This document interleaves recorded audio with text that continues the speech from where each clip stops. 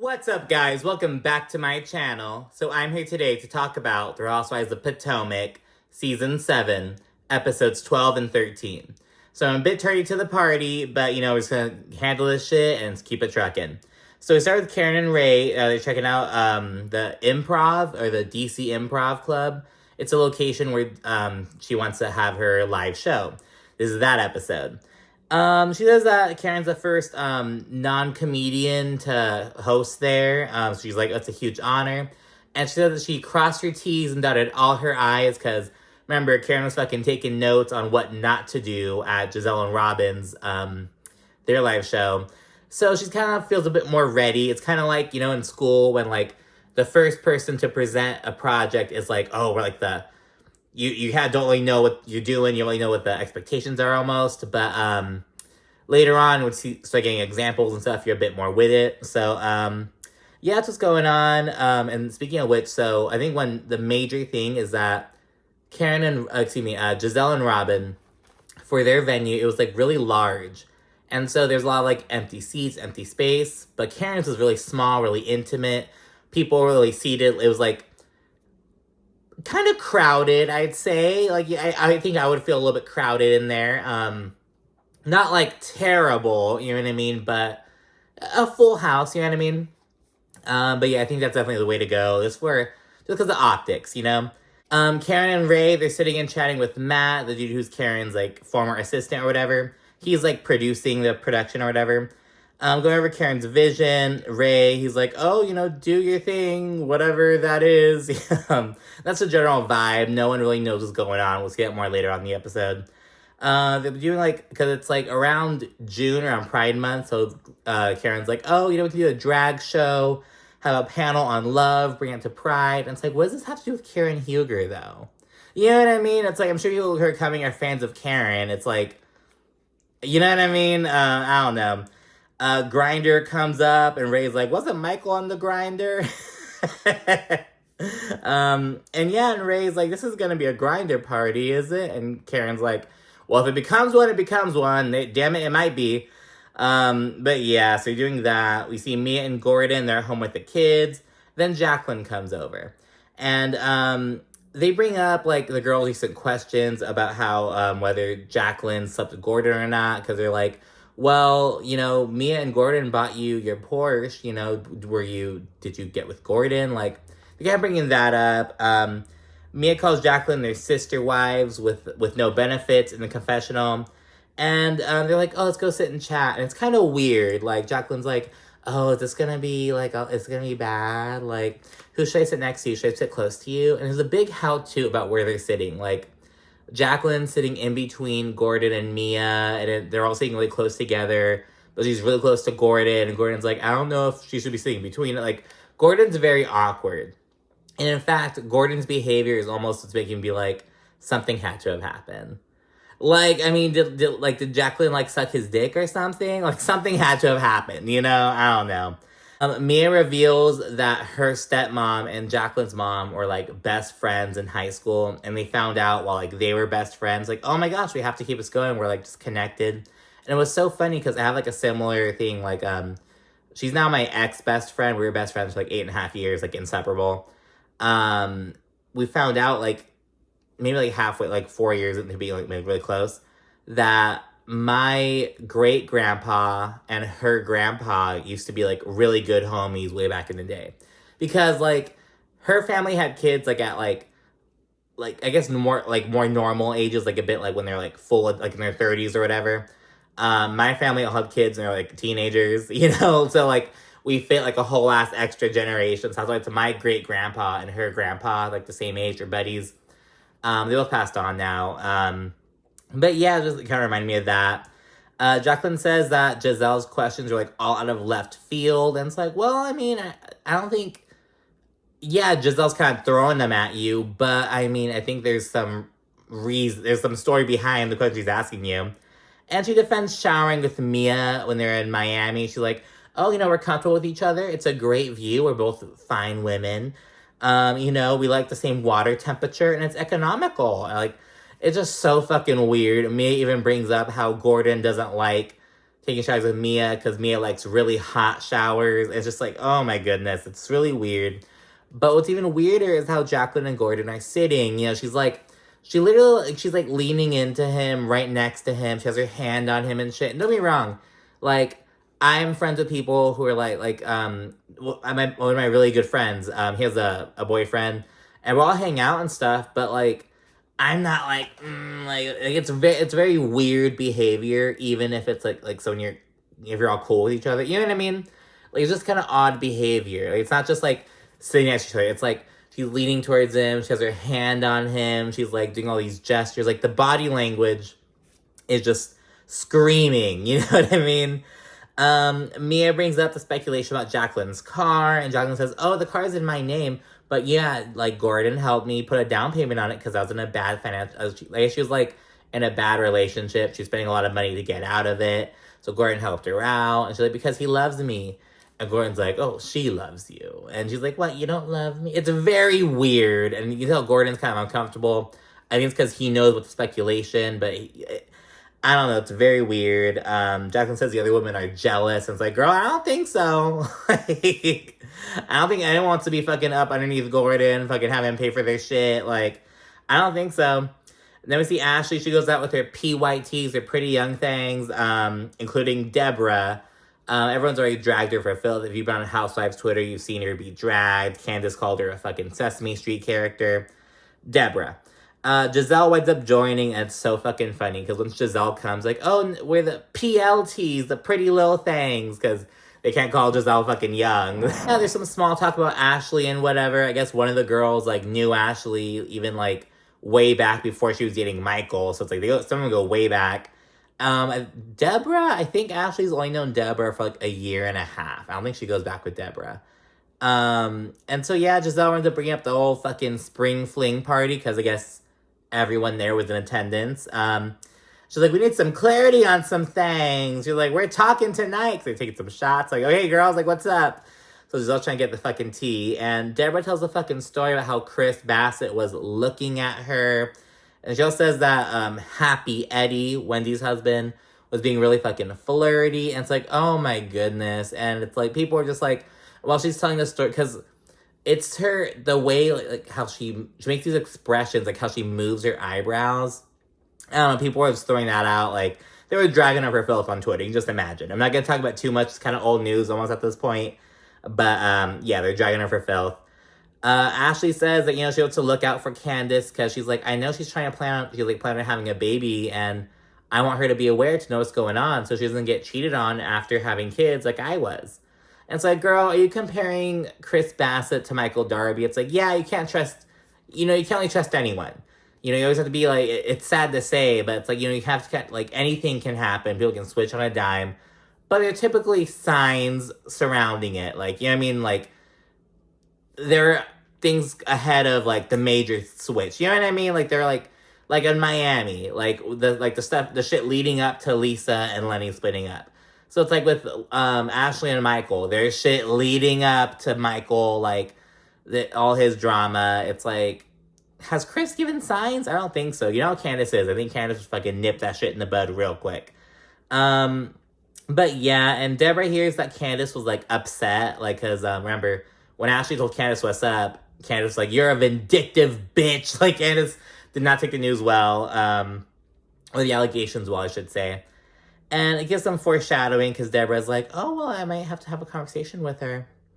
Bitch, you can try, but you're not gonna. Then we go to the Osefo household. Wendy's just chilling around. She's kind of reflecting on how, like, she's still getting used to not being, like, on go all the time, because, remember, she has to kind of chill out, relax, and she's just kind of coming to terms with that. And then Wendy and Eddie kind of step aside, and they talk about, you know, what Ashley told Wendy.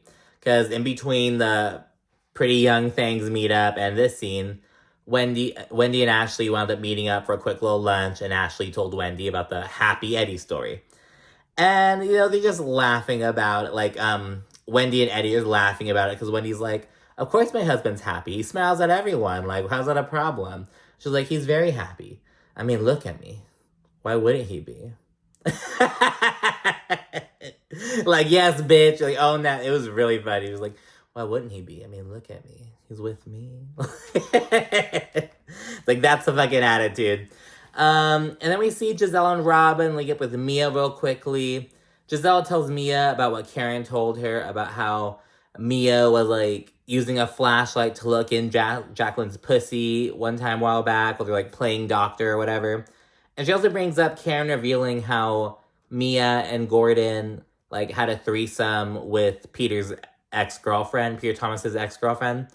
Or are they still dating at this time? I don't know, but the woman who was with Peter Thomas.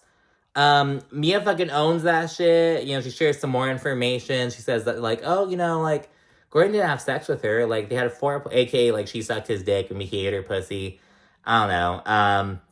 But she's like, oh, you know, and she says it happened, like, she says it happened on their wedding night, and then she says it happened at the bachelor party. It's like, girl, I don't even fucking know. And she's like, well, she kind of owns it. She's like, yeah, whatever. She doesn't deny it, but she's like, well, I'm not telling Karen shit anymore. She doesn't like that Karen, like, shared the news before her. She's like, hey, like, can you at least fucking ask me if it's okay to share, you know? And she says that Karen wouldn't like it if she were to tell the whole group the real reason why Karen doesn't fuck with Charrisse. And it's like, oh, so there is a reason. So, you know, Gizelle's on full-on fucking reporter mode. She's, like, gathering all the information. She's like, oh, okay. Like, so there is a reason. So we'll see that more in the next episode, though. Anyways, in this one, it's not a day of Karen's live show. Karen's like, sorry, Beyonce, I have my hive, too. The Ladams. Gizelle rolls in. She says she fully supports Karen, and the proof is that she's here when she doesn't know what the fuck is going on. More ladies, including Ashley, who brought Deborah as her +1. They proceed to roll in and whatnot. Gizelle already knows that shit's gonna go down. Candiace rolls in. She's bringing Mama Dorothy as a +1. She's leaving Chris Bassett at home. At the table, the ladies are kind of speaking on how everyone, including Katie, including Jacqueline, like, I don't even think Katie went, but Katie got an invite. Everyone was invited except for Charrisse. And so, yeah. Oh, and Ashley, she then because remember, Karen told Mia's business to Gizelle, Robyn, and Ashley. Now, Gizelle and Robyn already told Mia what's up, and now Ashley's telling her what's up. It's like, oh, so, you know, Karen told me this and that, and she gets Karen all fucking riled up and shit.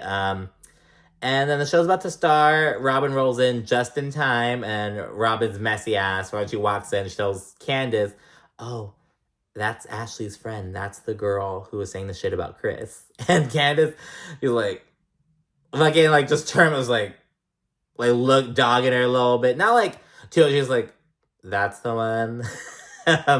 Like, so this is the friend that Chris was touching on, and both Candiace and Robyn, they're like, no. Like, basically just like, girl, she is not a threat. And she makes a Sesame Street comment in the confessional at this point. She's like, oh, I'm not worried about Sesame Street characters. They're make-believe. Go read a book to a child, blah, blah, blah. And then an evening with the Grand Dame officially begins. There's a comedian. Karen goes on and speaks for fucking 52 seconds, like not in a full minute. Drag queen Javelin Masters, she's on RuPaul. She comes out. It was weird. So I don't know if she pulled a Kiki from Miami or if, like, the show, like, Potomac didn't want to pay to use it. But, like, she was singing, but they had, like, classical music playing instead because they couldn't, like, use her song. I don't know what the fuck happened. I don't know, she said she didn't want her song being used. I don't know if production didn't decide not to pay for it. I don't fucking know. They do sizzle topics, and it's really weird. Everyone's like, I thought this was going to be a one-woman show. Like, Karen's really not really doing much. It's kind of weird. It's like, if people want to go to a comedy show, they'll go to a comedy show. If people want to go to a drag show, they'll go to a drag show. Karen Huger is the vibe of this. What does this have to do with Karen Huger? So, yeah, it's kind of weird. At least Robyn and Gizelle shit had to do with them, you know? And, yeah, except for, like, the TikTok dancing was kind of dumb. That's more Ashley's vibe. But whatever, it's something to do with the show, you know? It's related to the theme. Karen's on stage, like, taking questions and whatnot. And Mia, she gets the mic. Like, she's like, oh, I have a question. And she's like, what would you do if you tell your really good friend something and they go and blab about it to other people, basically alluding to what Karen pulled. And Karen's like, whatever I said about you was the truth. Get over it. And I mean, you know, that because Mia never said it wasn't the truth. Mia's like, why did you say? You know what I mean? But whatever, the show wraps. It was a 57-minute show with Karen being on stage for 30 minutes. And most of that time she was on stage, she was like kind of introducing other people or like alongside, like when she's taking questions, there were like two other people on stage too. It was very kind of weird. And yeah, so it's all done. People kind of just chit-chatting, and Ashley's messy ass proceeds to introduce Deborah and Candiace. And right there at the table, Candiace was like, is this the one that Chris was touching on? And Deborah's like, he didn't touch me, but he was flirting heavily. And Deborah details what allegedly happened. She says that Chris was like all like leaning over, trying to like giving like googly eyes at her, but production showed that like he was not looking at her. And in fact, I think she was the one who like started a conversation with him. So it's like, girl, whatever. She also says that she wasn't the only woman who Chris was eyeing. And Mia and Candiace, their faces say it all. There's like, girl, you know what I mean? Like their faces say it all. In the confessional, Mia, she's like, if I had to rate like Candiace and Wendy on a scale, like they'd be like A pluses, whereas Deborah would be like a 4.5. She said that shit verbatim. Ashley, she keeps trying to make Candiace versus Deborah happen. She's like, Candiace, you don't want to talk to her? Like, can't she talk to you one-on-one? Like, you're just dismissing her? Like, blah, blah, blah. Like, Ashley's trying so hard to make it happen. But Candiace isn't playing along. She says she hasn't talked to Sesame Street characters, so tell that bitch to stay away from me. And that's the end of the episode. And yeah, so that's episode 12, mic drop. Let's go into episode 13, Sisterhood of the Traveling Beefs. Episode 13 starts with the ladies prepping for a trip to Mexico. They're going to Riviera Maya. I've never heard of it. I've never like heard of that place. They're going down to Mexico to celebrate Ashley's birthday. They're turning 34, I believe. Everyone's invited despite ongoing tension. So Karen's like, oh, well, you know, I'm kind of weird with Mia right now because of, you know, the whole situation, Mia trying to call her out and whatnot. Gizelle and Candiace have their situation, but it's about to get a whole lot worse. But yeah, they're still gonna fucking go. We then get a quick Gizelle update. She says that doctors have been monitoring her uterine fibroids for the past 3 years, and she has to get a hysterectomy. And she just recently got a biopsy done, and so she's kind of talking to Robyn about it.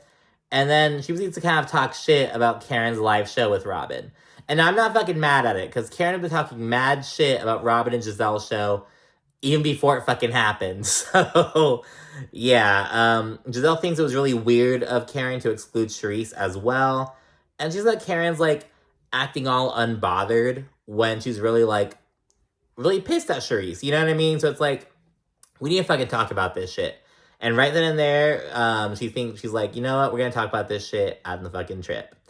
But Robyn, she thinks that Karen's just gonna dance around the issue instead, but Gizelle's like, no, we're gonna get to the bottom of this shit. Keep hope, damn it. Robyn and Juan, they're then at home talking to the kids about their wedding. They're gonna get them fitted for like their tuxedos and whatnot, and Carter, their younger son, he's like, I didn't think that you guys were even gonna get married. Robyn, she says that the prenup is all set, and she still wants the wedding to be just a ceremony for them four, i.e. she doesn't really want to invite any of her friends or her parents. But she still doesn't really know what's going on. Earlier in the season, she mentioned wanting to get married in Jamaica, wanting to elope in Jamaica, and now her son, Corey, her other son, he brought up, like, how about Jamaica? And everyone's like, maybe, but how would you guys feel about staying in Maryland but doing it at Chesapeake Bay? It's like, bitch, how do you go from Jamaica to Chesapeake Bay? Like, you know? It's like, come on. But yeah. And she says she wants to get married before basketball season gets in, like, full swing for Juan. So she wants to do it, like, in July, which is only, like, 40 days away. And so, yeah, it's gonna be a fucking rush job. And so, yeah, she doesn't know shit. She doesn't know where it's gonna be at. She doesn't even know, like, what color she wants her dress to be. She's like, I don't even know if I want to wear white or not. She doesn't know, like, basically the only thing she's set on is, like, I want to be just us four. So yeah, we'll see what happens. And now Mia, she's at home being a little busy bee, doing like shit for the business on her mom grind. So just she's really been busy lately. She's trying to get Gordon to kind of step up while she's in Mexico. She's trying to get him to like commit to going to one of their son Jeremiah's like a cupcake thing. I was like a bake sale. I don't fucking know.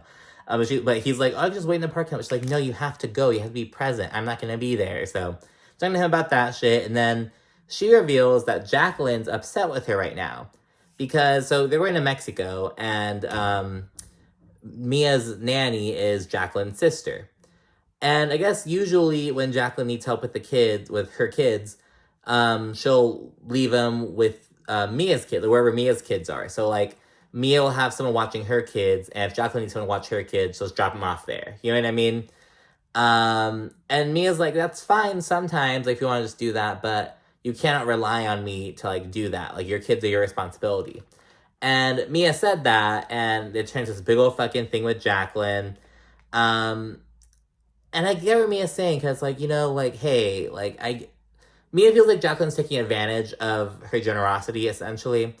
And we're really only getting Mia's side of the argument right now. But yeah, Mia says that it's just too much all the time, and she's just mentally drained right now. So, we're starting to see some cracks in the relationship between Mia and Jacqueline, which they'll full out fall out later in this episode. Ladies then roll up to the airport, leave in two waves. The first group is Karen, Ashley, and Wendy. They roll out together and on their own. They get there first.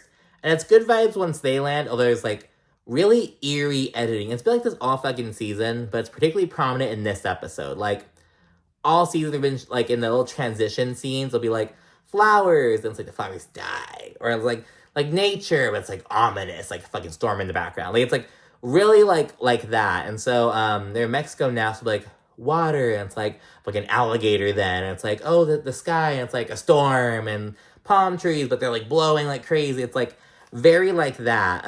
Very eerie editing. And it's just fucking music. There's like this music in the background. You just have to fucking watch. Like, I would include it, but like, I'm just getting copyright claimed. They fucking know it. And yeah, then once the other group lands, like comprised of everyone else, I'm kind of like, why didn't Candiace come? Well, I think it's because Candiace and Ashley aren't on great terms right now. That makes sense. I was like, because Candiace isn't cool with Gizelle either, and, you know, but, yeah, whatever. Once the other group lands, though, we learned that Mia and Jacqueline got into it on the plane badly. Like, they're talking about fucking parenting and shit. Like, it was like, it got bad. And the situation actually goes back to Karen's live show. So, apparently, at the live show, like, Gordon rolled in and went to go tell Mia something about Jacqueline's kids. Something about how, like, the nanny, they couldn't find Jacqueline's kids. Something like that. Something having to do with Jacqueline's children. And Mia's response was like, go tell Jacqueline. Like, her kids aren't my responsibility. Like, those are her kids. Like, tell her. And I guess Jacqueline got pissed off about that. And then Jacqueline, she wound up saying, like, oh, well, it takes a village to raise children, but you wouldn't know anything about that. And Mia interpreted this as a dig about how she was in foster care and whatnot. But I was like, well, foster care is kind of using a village. Like, people kind of going, I don't fucking know. But Mia took it as Jacqueline threw a dig at her. And she's like, what the fuck? And Mia says that, oh, this is why Jacqueline doesn't have a lot of friends. And it's like, it's really nasty.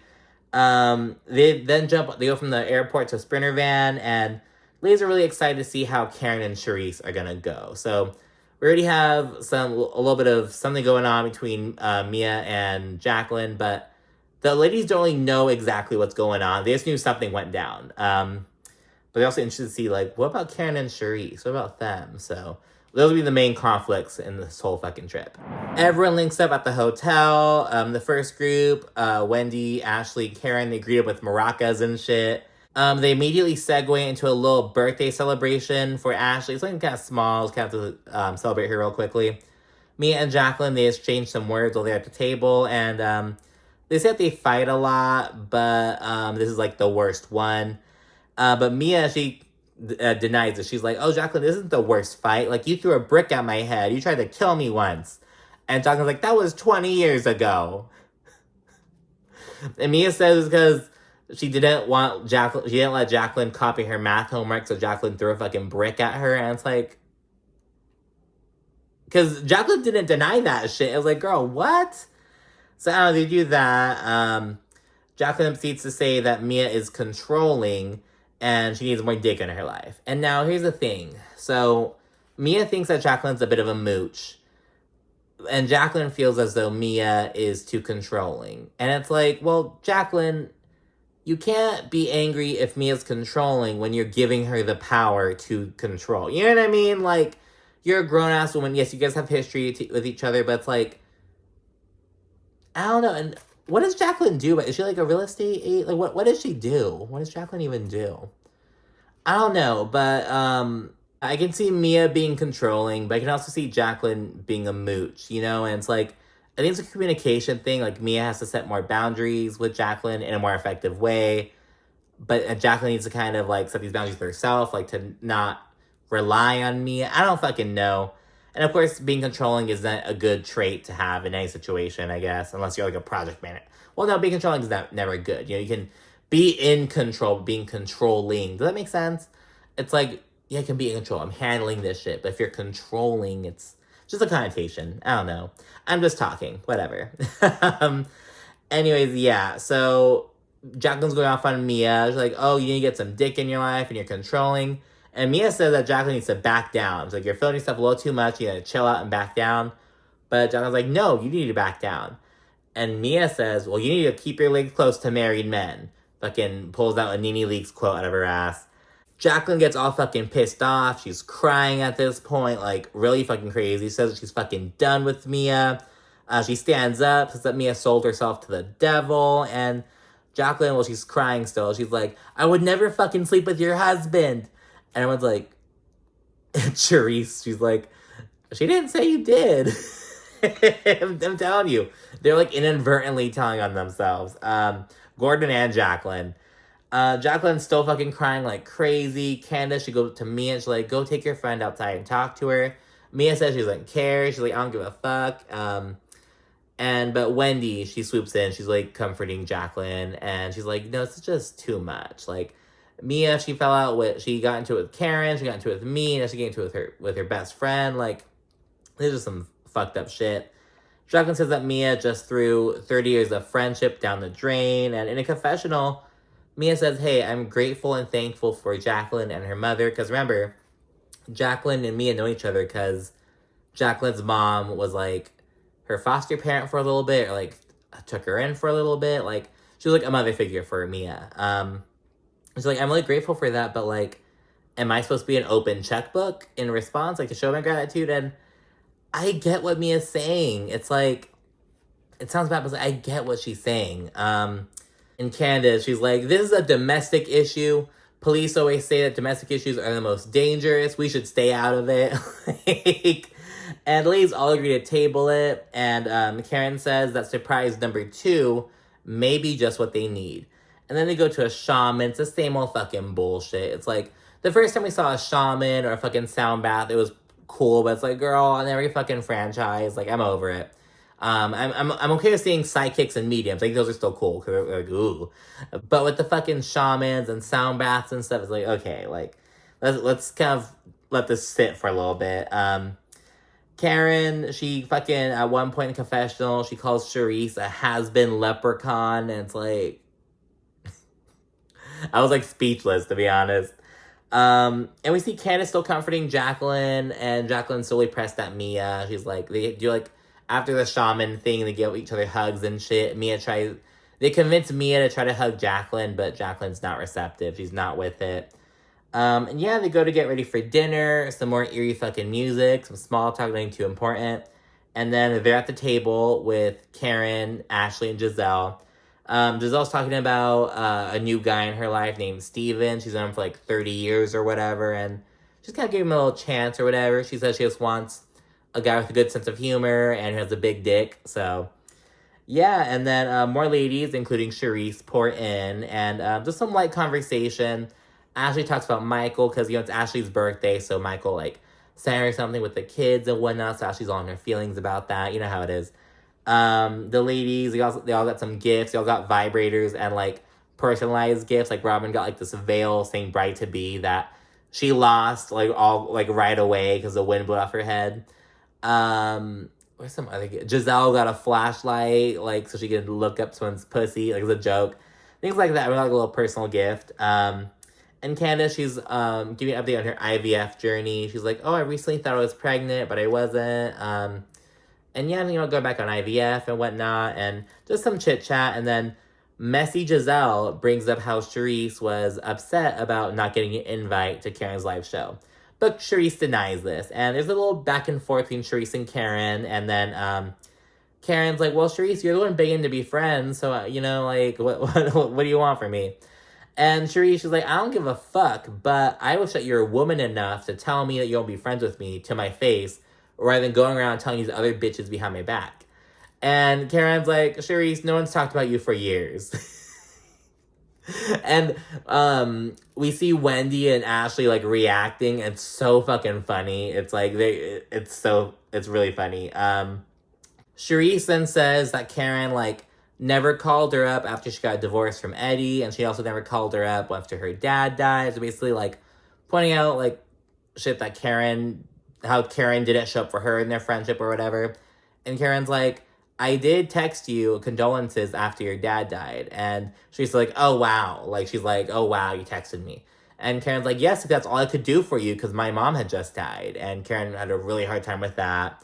I think her mom and dad died really close together as well, like in time. And then Charrisse, she brings up like, oh, I drove a whole hour to go to your mom's funeral.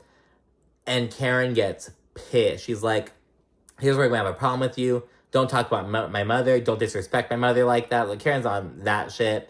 And yeah, she's really pissed off. She stands up. She's like, what you will not do is fuck with my mother. Just not having it. She's just going to whoop Charisse's ass. So it's starting to go down a little bit. And it's going to continue to the next episode.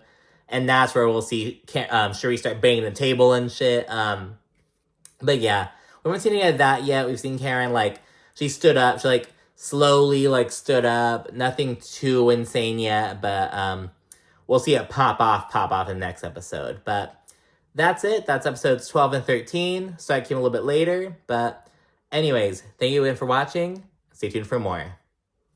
Bye.